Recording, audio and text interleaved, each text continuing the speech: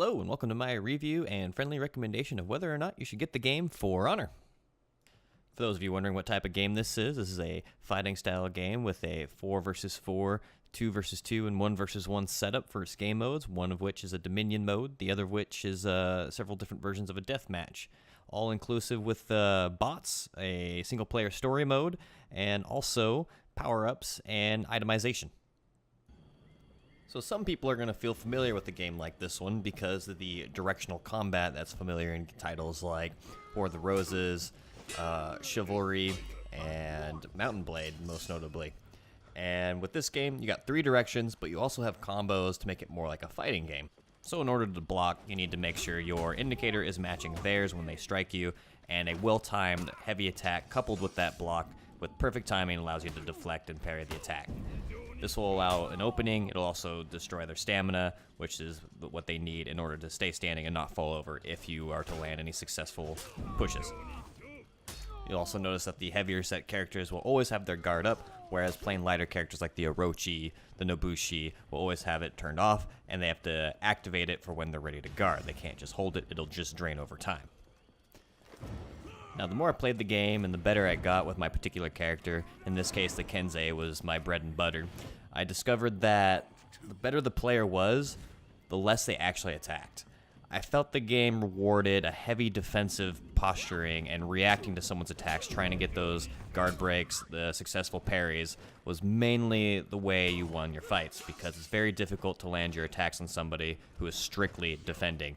Even when you start comboing up your skill cancels and trying to change up your tactics, it becomes very difficult to win a trade if they're able to sit there and defend successfully and possibly get you in an environmental kill or kill your stamina and shove you to the ground, followed by a heavy attack. And there have been moments where I've fought somebody who was doing exactly that and they would not strike me. They refused to attack and it just turns into staring matches.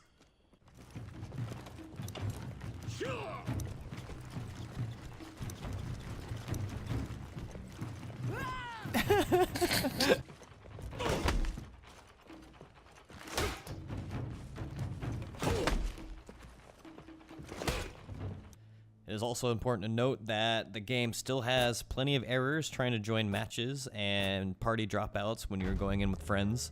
Also take note that they're using a peer-to-peer system. They're not using a dedicated server, which causes issues of the game freezing up in mid-battle because someone might disconnect, and then it's a shared host system, so somebody else takes over as the host.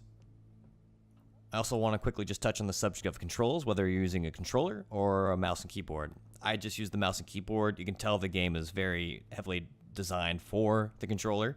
However, I have no problems with it. The only thing I find a bit funny is trying to throw people in the right direction, because you only have the 4 directions, W, A, and D, and then trying to combine them for 45-degree angles, whereas the controller obviously has that 360-degree motion. And also, I heard guard breaking is a little harder on the controller than it is the PC, but we're not going to talk about guard breaking right now. That's a different subject altogether. I also don't know if it's advantageous for the controllers as well, but when you're fighting and you're switching your stances with the mouse, you have to remember to kind of keep an eye on when you're recentering, especially when playing light characters like the Orochi, when they have to activate their defenses versus having it always on, whereas the controller, the toggle obviously just resets itself, so you don't have to recenter it and then activate your block afterwards. But I never used a controller, I just used the mouse, so I might not even know what I'm talking about. Alright, so let's get into the nitty-gritty of the actual content of the game. Now, the biggest surprise to me out of the entire game releasing has been their story mode. I did not expect to get a co-op experience. I thought it was just going to be a single-player story mission, but you can bring a friend, and the missions you get to do are outstanding, and the most disappointing thing about them being so great is you wonder why they didn't just maybe add it to their multiplayer. You can tell they've borrowed some of the assets, the mapping and stuff like that for the multiplayer, but the actual game modes, you get to push a ram, and then while AI are trying to stop you, imagine it being players instead of AI, and then it just turns into a rush mode like Battlefield. So I feel that in the name of esports and competitiveness, that there was a missed opportunity they could have had with some really outstanding multiplayer mechanics that we'll probably never see. Uh-oh. Woo! Was that you? Was what me? Okay, that wasn't you. That was a catapult fire. Nearly hit me. Killed the AI I was fighting. No, I was fighting an AI. This bastard here. He's getting mobbed. So for each faction, there's 4 different classes you can play as, and each one of them is fully customizable, and they can all obtain loot and item upgrades. Now I am going to input a little bit of my opinion here. Not everyone's going to agree with me on this, but I feel items have no place in this game. Not at all. The stats you can get, for example, my sword here is full attack, and then I got a Suba, or the guard, that is full revenge attack damage. And what revenge is a power-up you can get to help you kind of tilt the balance more in your favor when you're getting ganged up on. And when it's full revenge attack and you got the full attack sword blade, you can literally start one-hitting people, 2-in-1 hitting people. It is ridiculous. I have had so many fights where I had 2 or 3, 4, maybe even the entire team on me, and I've come out on top because of the build I have and because of the fact that I had revenge build up. Now, also, just a little tip, if you do plan on picking up this game, or you are playing it right now and you're still a little new, do not spend any of your boxes or any of your gains that you've gone from every match to steal the currency. Don't use it until you have at least Prestige 3 on your favorite character or a character before you start putting gear on them. The reason being is that's when you start getting the epic loot, and it is very expensive to upgrade. You're going to want to save everything and then start upgrading and discovering new items. Now I feel that the way they have it set up poses a severe balance tweak and kind of poses a problem for 1, new players, and 2, people who are trying to play other characters but can't fight up against these guys who have really good gear and just play the one character and know the skills really well. Now I've done a little damage test. I'm going to show you guys the difference between having no gear versus having gear plus power-ups. Luckily only certain maps allow the gear. I still think it should only be a customized thing only and only change your appearance, but so far it's just the Deathmatch and Dominion that have gear set up for you, and also the power-ups come into play and the feats. Only half your health. So 2 of those, you're pretty much dead. Yep. And that's about right. I mean, that's without any stats. Okay, back up. Don't forget to debuff. Okay.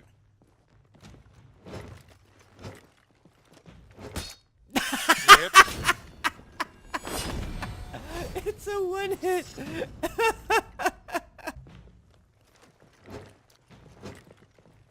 Wind up.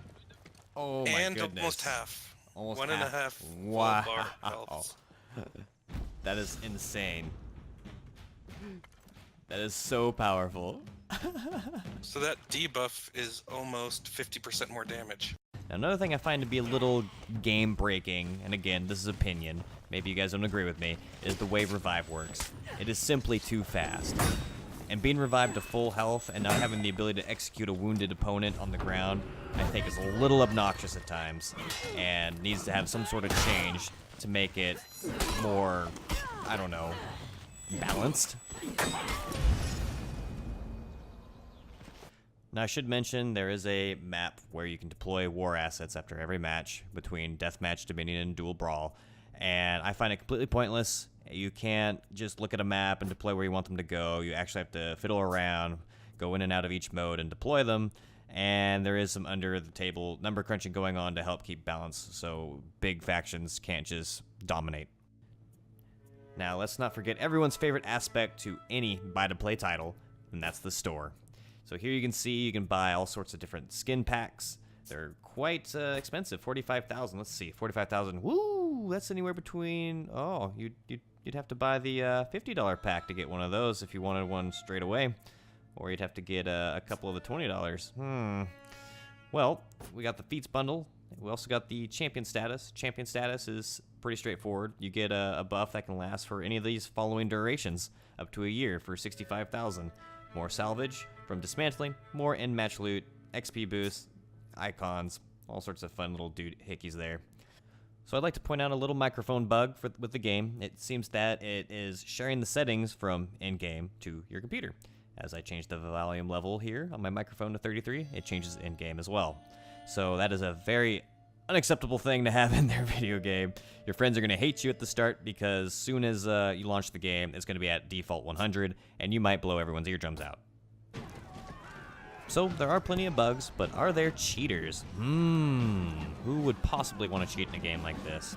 I know, maybe this fella here who decided that he wanted to try to get ahead of the game by just AFK and having a bot run around while he just goes about his business, does his groceries, and gets a free prestige.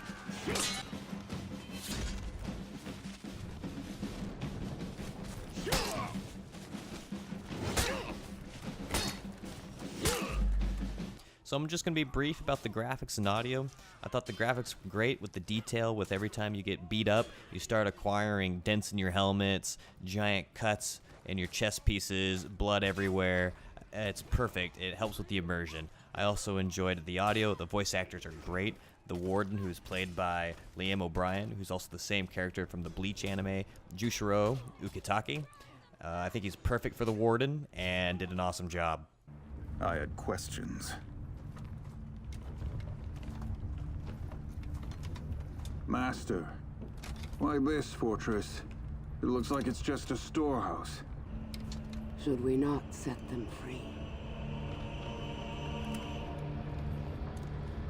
Now I had new questions.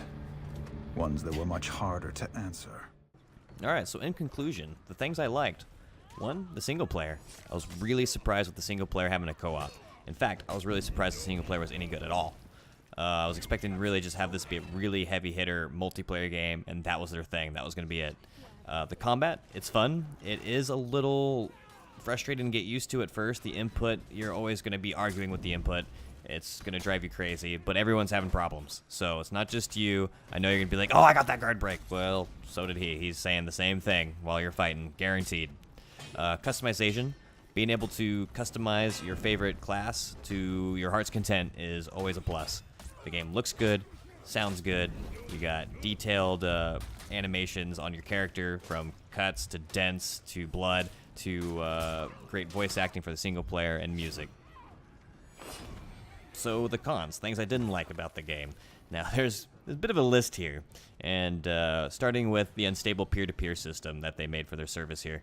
Lots of disconnects, lots of error codes, and a lot of your teammates dropping out when you're trying to queue up together because they're getting error codes, and also joining games that are saying they're full, which I don't know why their system would automatically join you to a full game. Also, let's not forget the territory control. I find it to be very boring, very bland, kind of like it's just there to be there. After every match you deploy your assets. That quickly starts to feel like a chore, especially since every time you do that, you can't just look at the whole map. You have to pull out of each mode after the match by leaving it, going to like Brawl or something, finding the territory where you can deploy assets at, and then do it. And then that's it. You forget about it. Nothing there. Nothing interesting. The items in the game, I feel, also need to be looked at. I find that stacking all attack, all revenge attack is the only real build you'll be doing. And the revive builds / sprint builds get to be really obnoxious really fast. You can call it strategy if you want, but I think being able to revive someone in less than a second while you're trying to fight them, they can get a person up before your heavy swing or even your quick swing at some points even lands, and they'll be at full health, ready to go to fight you. There's no executes on the ground. I don't understand why they need to be at full health after just getting their butt kicked, and it doesn't make sense why you have to sit there and camp a body in order to make sure that they don't get revived by one of these people that's just running around really fast, grabbing power-ups and just getting their buddies up. So, for my recommendation for this game, I'd say wait for a sale. I really enjoy this game. There's a lot to like about it, but I could not in good conscience ask one of my friends to pick it up for 60 bucks. I'd wait for maybe like 40 bucks, you know, $40 to $45 range. Maybe grab the season pass while you're at it if you really think you're going to like the game. But right now in its current state, you have a lot of bugs, the balance is all over the place as far as game mechanics go, and if you're the type of person to rage a lot, this might not be the game for you. There's a lot of salt in this game. So thanks for watching, and I hope this helps you with your decision on whether or not you should get it.